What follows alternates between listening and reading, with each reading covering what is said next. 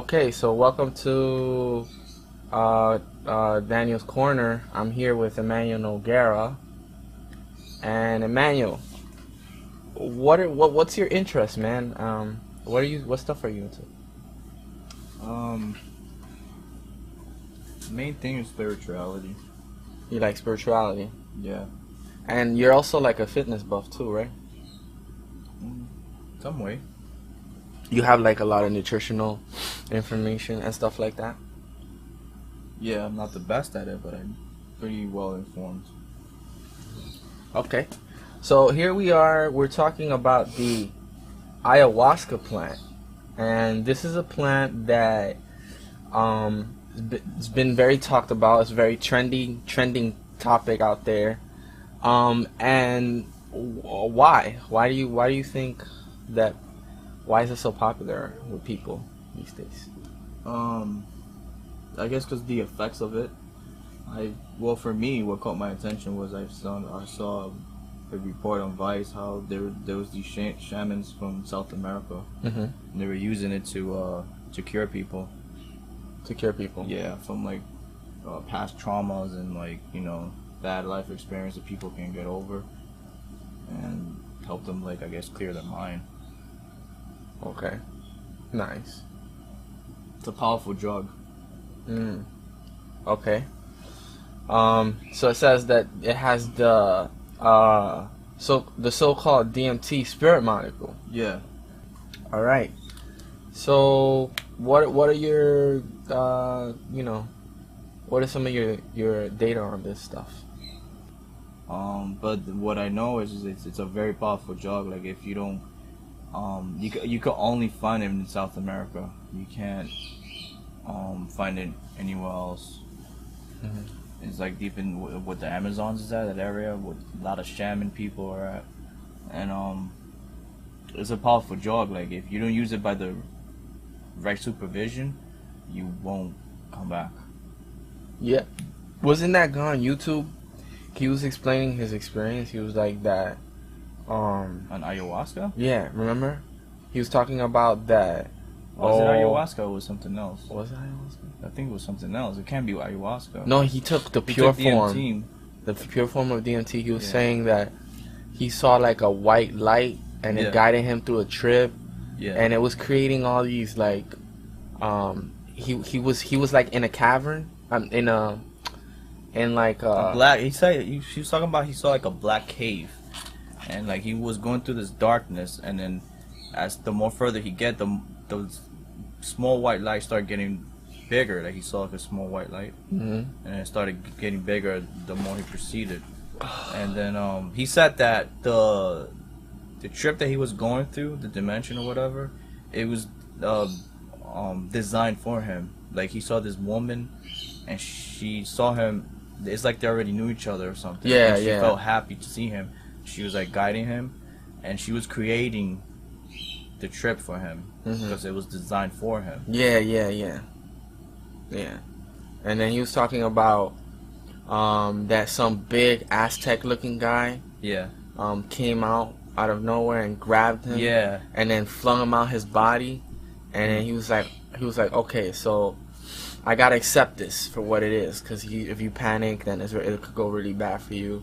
And he was like, when he first took it, the first time, he was like, he saw what looked like a tanning bed. Yeah. You know how you look at a tanning bed and there's like these lights and it's like a long hallway. Yeah. And then like in the right corner was like a lady's face. And he said that this lady had like a very loving vibration. Yeah. And he was like, I'm ready to go. I want to leave my body already. And she was telling him like to calm down, like just to calm down, that take it easy. That his time will come, but that he has to wait. Yeah. And then he said that he felt like a light like hit him in the like right temporal lobe or something, or in the cheek. And I think that's when he started leaving his body. Yeah. Yeah. Yeah, because like if you start to freak out or if there's too much tension in you, you'll because you're vulnerable to even to the bad negative energies too. So if you project that, that's gonna come out. Yeah, you'll get the negativity. You have to be as relaxed as possible for you to get like a good experience out of it. Yeah. Spirit mode. Yeah. DMT. You ever had a like experience like that with meditation or something? Oh yeah, I've had a lot of experiences in meditation. One experience that I had was that I don't know, cause I used to be like a spiritual guy. Yeah. So I used to like meditate for 4 hours, and one time I was meditating and I seen like a face. It's like a woman's face, and then the face kept changing into different aliens. You know, like different shapes. Yeah. Yeah, into different shapes, and I saw like pyramids, and then in between the two pyramids were like these Egyptian eyes. Wow. I saw angels. I saw angels that looked like butterflies, and then transformed into angels, and then transformed back into butterflies. Wow. That was off drugs too. That was just no drugs. Just your consciousness expanding. Yeah, just meditating. Wow. Do you still meditate? Not like I used to. Well, how come? Are you distracted? Yeah, there's like a lot going on in my life. Yeah. And like, I'm just not really in the mood to venture outside of 3D reality. Because you're worried about your situation. That's what it is. I'm worried. I'm worried about me right now in 3D reality. What I gotta, you know, how I can, sort of get what I desire from it, and then I'll go and venture off into those type of places. You know, when the time is right. Right. Because that's important. You can't. It's like for that you can't go there with a bad mindset, because all you're gonna get is bad. Yeah, you can't. It's really important how you prepare yourself. Yeah, because if you meditate and then you go there with like negative thoughts or emotions, you could open the door to like really freaky visions. Yeah. With, you told me you have seen like really fucked up shit. Oh yeah, I've seen some fucked up stuff, man. I used to astral travel. But were you doing it for the wrong reasons? Like, what do you mean? Like, were you doing it for your own personal gain, or you just actually? You just wanted to do it because you wanted to be a better person? Like, I'll tell you something. I started meditating for 2 reasons. One reason was because I wanted to escape suffering. Okay. I was suffering a lot. That doesn't seem like a bad reason. Yeah, but I also had a bad reason at that time because I had negativity. Oh. So I wanted also to gain powers. So I kind of wanted it for selfish gain, you know. I wanted to have what they call siddhis, the Eastern meditation people, the originators of meditation. They call it what? Siddhis. What is siddhis? Where people who meditate or who've been doing meditational practices for a long time, they gain powers. They're able to, you know, make things happen. Yeah. So I was like, you know, I wanted to gain those cities. I wanted to have powers because of my ego. Yeah, it's really ego driven. Yeah, I thought that. It's funny when you're stuck in the ego. You think that your emotions matter over others. Yeah, that's true. You know what I mean? Like sometimes, we can learn so much from the negative. Because a lot of times people kind of come to this. Haven't you noticed, like, when people find this awakening about themselves, or they find their better version of themselves, they first have to go through something terrible. Yeah. Like, you can't just get there by just being good, because just being good sometimes is not good enough. Because when you open up to yourself to like and I'm not saying you have, I'm not wishing anybody that you have to go through bad stuff. You know, I hope nobody goes through bad stuff, but like, it's kind of like a necessity for you to expand yourself so you can learn. Yeah, that's like Right. You're talking about the like whole the whole polarity thing. the yin and yang, Yeah. whatever. Yeah. Yeah, I think that's very true. Like, I really believe that with my heart because I've experienced it myself through my own experience. That I think everyone has. yeah, right. They're just not very conscious about it. They don't really elaborate. They just be like, oh, okay, I'm just going through a bad time. I'll get over it.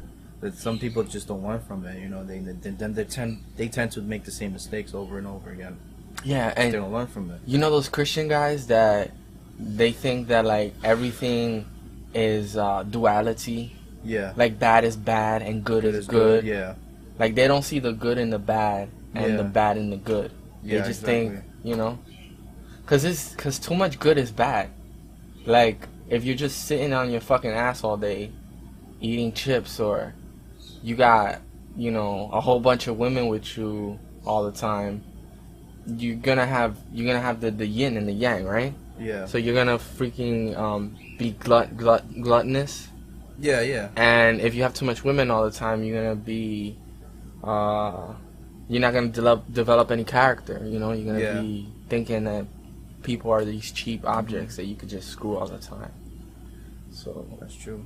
And there's changes, even like change is something that you cannot like you can't escape. Anything can change in the snap of a finger. Like you could be a good person today and be a bad person tomorrow.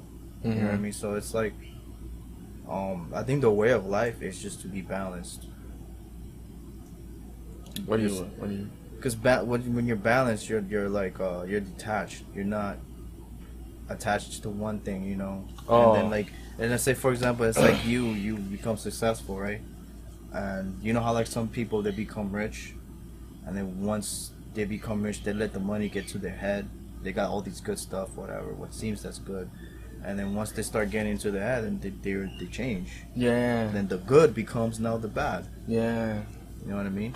Like they're too much yang, Yeah. and it spoils them. That's that. Yeah, you're right. That's why we need that balance. It's very important, the balance. Like, you know, people think, oh yeah, because I've been hit with the yin, you know, that I'm fucked, or Yeah. no, you actually the darkness is blessing you a lot more than good. You know, Sometimes it can. you know, because it's like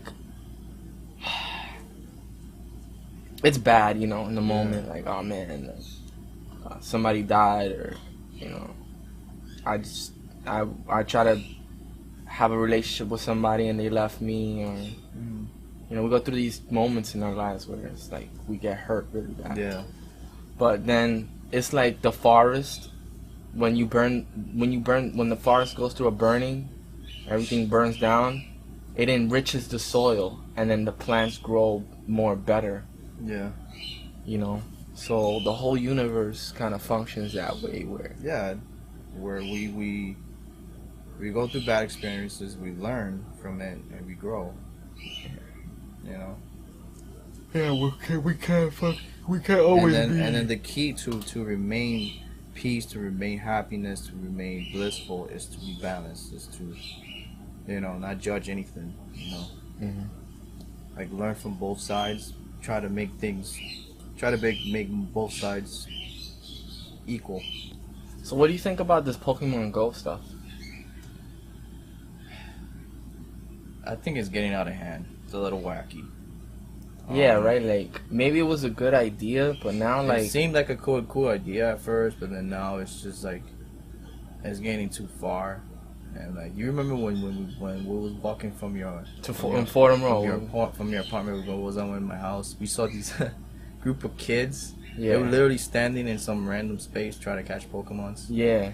And they literally look like zombies. Zombies, right? Yeah. I think that's their agenda. Yeah, you think like there's some hidden agenda there where they're trying to create like these they're mind control slaves, right? Yeah, they're trying to invade privacy. They try to get information from us. You know, they want to know everything where we're at, because you know it's powered by Google Maps. So, and we actually saw a YouTube video where the guy was talking about that there's actually a CIA. Yeah, it's funded by the company. Let's look it up. A CIA.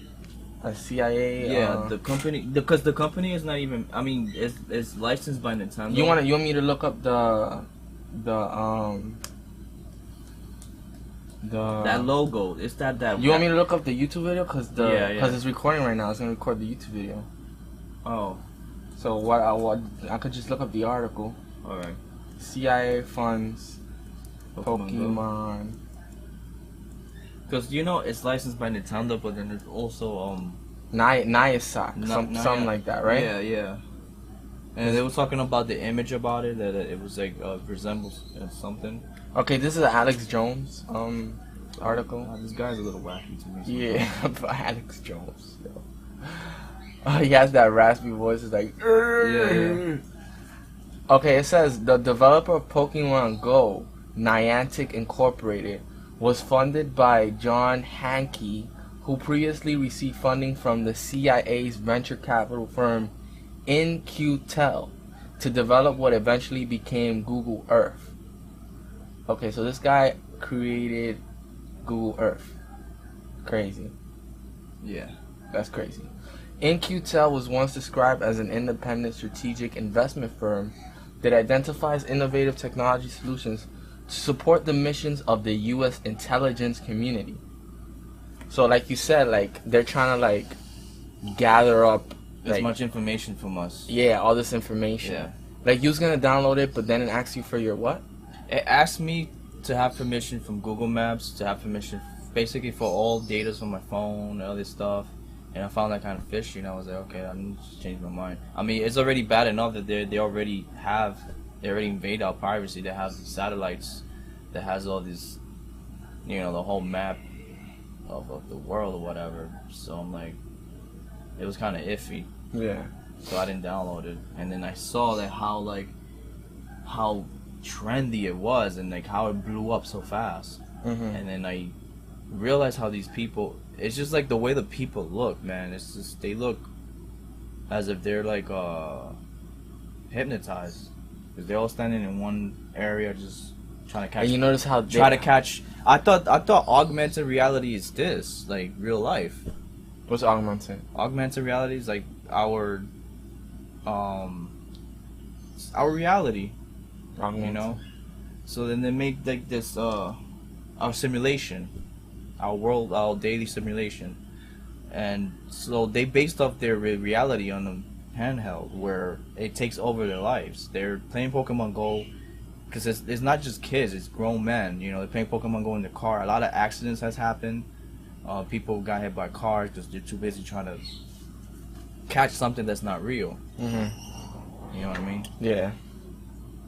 So it's crazy how it's like manipulating the masses. It says here, it's easy to see why the CIA would have an interest in the software behind Pokemon Go.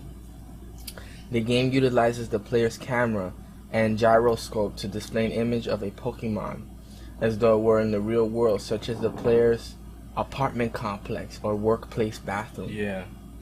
Software like that could theoretically turn millions of smartphone users into Imperial probe droids who take real-time ground-level footage of their cities and homes, reaching into dark alleyways and basements which spy satellites and Google cars can't reach. Ooh, it's crazy. Yeah, augmented reality is basically like virtual reality. Mm-hmm. You know, a Yeah. computer-generated image of the world. Like a computer is giving you the idea of what is the world instead of That's you, augmented reality? Yeah, a computer's doing it for you instead of you experiencing the world. Is the computer's telling you what it is instead of you out of your own conscious try to experience it yourself. Yeah. I see that a lot with like the older generations where like they're so programmed by TV Yeah, that they think it's real. the news never says anything good. Because the news is a fucking ratings. They're trying to sell drama to people. Yeah, that's the whole that's the business of that thing. They have to make a report out of nothing. You know, if they don't report, they don't make anything. And they have to make reports that catches people's attention. Yeah. Because if they go out and they report, oh, today we had a good day. It was sunny. Lots of people said People hello don't to each care. other. Who's gonna be like, oh shit, the news. Nobody's gonna watch it. Yeah. So they gotta go out and get juicy things that, you know, unfortunately, negative and dramatic things are what catches the majority of people's attention these days. But that's try to program people's emotions. That's that's the beast. And then they also say that TV, you know, program. They say that TV actually used to be a military control technology. Really? Television. Yeah, before television came out, television used to be like, you know, there was no television. So the first people to have television was the military, and it was to like have people sit in front of something and like have a tape telling them what to do or how to think every day, break these people. They would break these people down till their mind became vegetable, you know, beating them and telling them nasty things, and then they would put them to watch TV. Wow. So by the time everything was done, they were just these robots that did whatever they said. Hypnotism. Yeah. Some way. And then they took this technology out of militaries and put it in people's homes. Wow. That is. I mean, I wouldn't pass it, man. That makes sense. Yeah. So this is Daniel. This is Daniel's Corner. And I'm here with my partner Emmanuel. And we'll see you on the next one.